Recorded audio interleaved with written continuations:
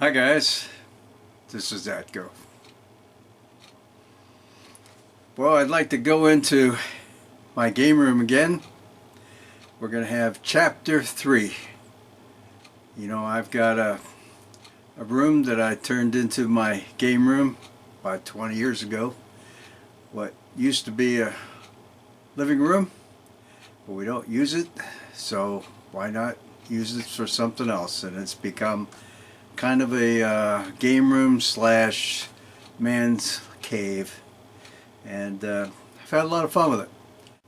Now what I'm going to do with this chapter 3, I'm just going to take one scene, and you'll see right now, not a whole lot, but it's some things I'd really like to discuss and go a little bit more details with this one, and see what you think. I think it's things that you guys will remember as well. So it's not just for my stuff, but to remember people in that age that I am in, and or those that are younger that might be interesting to see what people did back then. So anyways, let's go into it. Alright, this is my scene of chapter 3. Now you're going to see the first thing I have on the top of that is a drive-in theater stand for speakers. You know, I had mentioned in a earlier video that women that have gone into my game room, the thing they talk about the most is my cameras. But when I talk to the men, you'd think it'd be the cars, but it's that darn speakers from the drive-in theater. I have had more people say to me, if you ever want to get rid of that, I will buy that from you. And I wanted to have one of those because I've seen a couple other people in other game rooms that have the speakers from the drive-in theaters, and they go like $200, and I didn't want to put that money into it. And one day I saw on eBay that a construction company was clearing out of an old drive-in theater, and I guess they were going to turn it into a shopping center or something. And he had all these speakers because they used to have these speakers for every 2 cars that were in a drive-in theater. And he was asking $25 for a set where you get the 2 speakers and the rack. Didn't have the pole, but I just went to Home Depot and got a pole to use instead, and I don't know, it was probably $10–11, and that's all I needed. So I've had that now in my room, and more people talk about that. And the reason they do is it's because the drive-in theaters. You remember back then drive-in theaters started probably in the 1920s. But maybe one of the most popular ones was back in the 1950s and the 1960s. And it's in mind the age where I was growing up. You'd come in, the cars would come in to the front of the drive-in, and you'd pay your money to get in. You'd come in and you'd find a place to park, and you'd see all these cars in this big parking lot looking straight into the screen to watch the video or to watch the movie. And you get in there, and in between each car there would be one of those poles that I show with 2 speakers, and each side speaker is where you get to a car to the left or to the right. And once you get your speaker, you stick it into your window, and it hangs on there, and you listen to the speaker from the movie. And once you get in there, everybody is still in the car and you watch the movie from the car, really looking through the windshield to the screen. I loved that when I was a kid. I mean, when my family would go in there, and my sister, and if we had any friends, we'd go in sometimes in our PJs, and my mom would make popcorn, even though you could go in and they'd have food you could get to in the snack area. But my mom would make something and we'd all eat and watch the movie. And what I used to enjoy the most is the movies that'd be there. The old science fiction movies. There was plenty of those back in the 1950s and the 1960s. And boy, if one of those was coming up, I'd say to my dad, come on, let's go watch a movie. I want to watch one of these science fiction movies. It was a lot of fun. Of course, when I started getting a little older, and I started to have a car myself, drive-in theaters were fun as well. But boy, what a great place to take a date. And sometimes you wouldn't necessarily get to see quite as much of the movie as you would just enjoying your date. But that was a good time. And those kind of died out after the 70s. Okay, so I'm going to move up a little bit. If you look to the left of my scene, there's looks like a little statue.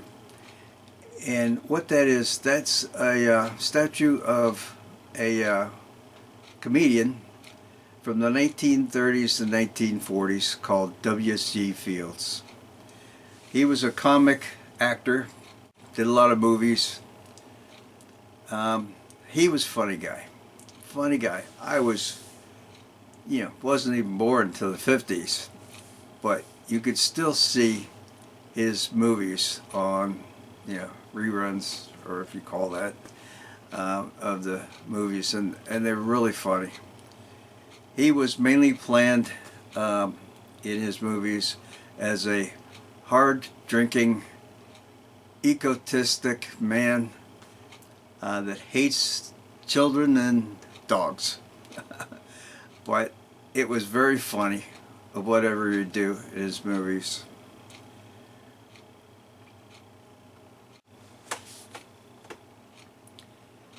Okay. Alright, now if you look over to the right, you see this picture. It's a picture of Marilyn Monroe. She was an actress in the late 50s, early 60s, and was very beautiful and built great. I put her picture on there as a kind of a joke. Anybody would come by, I would tell people and say, that's a picture of my mom. They'd look at it and say, wow, your mom's pretty. I can't tell you how many people have come in my game room and looked at that picture and never once said, that looks like Marilyn Monroe. Not one. So I quit saying that. I just kept saying, oh, that's Marilyn Monroe. But the joke saying that it was my mom, I thought people would say something about it. Nobody's ever said anything to it. Maybe I'm getting old. So maybe people just don't remember Marilyn Monroe. But she did a lot of pretty big movies. And she died one day when she was very young. And it's too bad. But anyways, I keep that picture in there. I still like it anyways. Okay. Get along with it. You'll see I've got a couple model cars. They're 1/24th scale of two different little vans. These are back vans in the early 60s when vans were just starting. My dad had two of these and he used them for work. One was a Ford Econoline. And man, I'll tell you, I loved that thing. Even when I wasn't ready to drive, we'd go in the middle of nowhere and my dad would let me drive that thing just in the fields. And I don't know, I was probably 12, 13 when I was doing that. But I loved that thing. My dad would use it. We'd use it as a second vehicle. And when he was going out for his job, if it's in the middle of summer, I'd go with him. I loved that thing. I'd like to have one of those now. And then he also had, later, I needed another one, and he got a Dodge.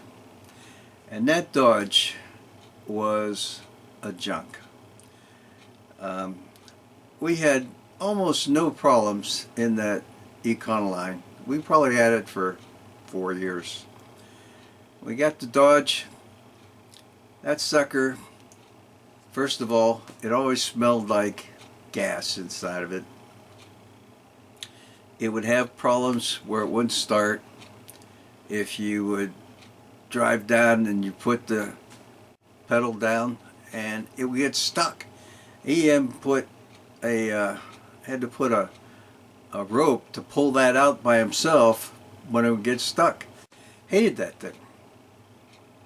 Back then, they didn't have all the problems that they have with people that make sure you're buying something good and have recalls and all that stuff. They didn't do all that back then. You just had to deal with it. So I guess we had that for a couple years. But what I really liked was that old Ford Econoline. And it was so funny car because it was so flat in the front. The engine was in the, like, right between the seats when you get into the car. You could pull something out and work on the engine from the inside, and there's nothing in the front. I mean, it's cool to look outside there, but man, if you hit anything, you're dead. And I guess that's why they quit making them like that. But it was a nice car. I mean, I really liked that little Econoline. Okay, now looking down a little bit, you can see I've got some telephones. I do like my telephones. I showed you one in a earlier video of one from back the 40s, and these are more two that were from the 1960s, and those are the kind that I remember growing up. What was cool about those is that prior to that, all the phones were all black, and then they started coming out with these probably in the late 50s, and had up from there on you could get different colors, and we just thought it was cool to have colors.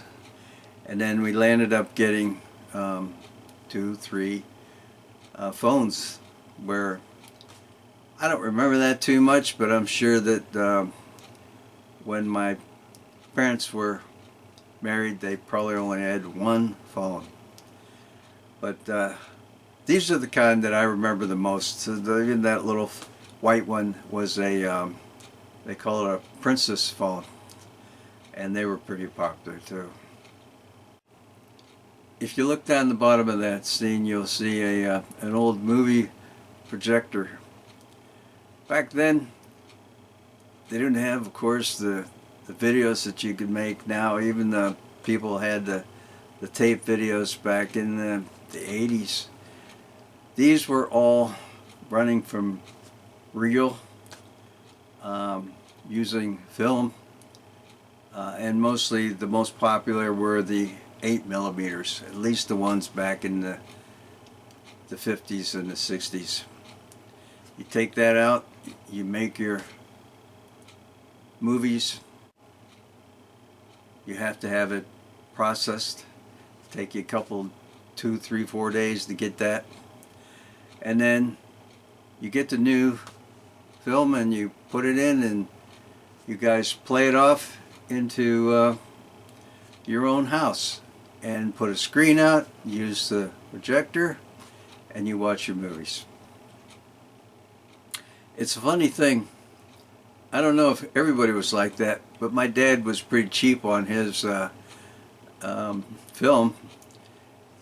Most of those little films that you get, you could only play for about 3 minutes. That's about all you could get out of the little 8mm film. And yet, in order to save how much we're using, he'd take a picture a few seconds or so and probably do anything else again for another month. So the funny thing was watching the movie that would come up.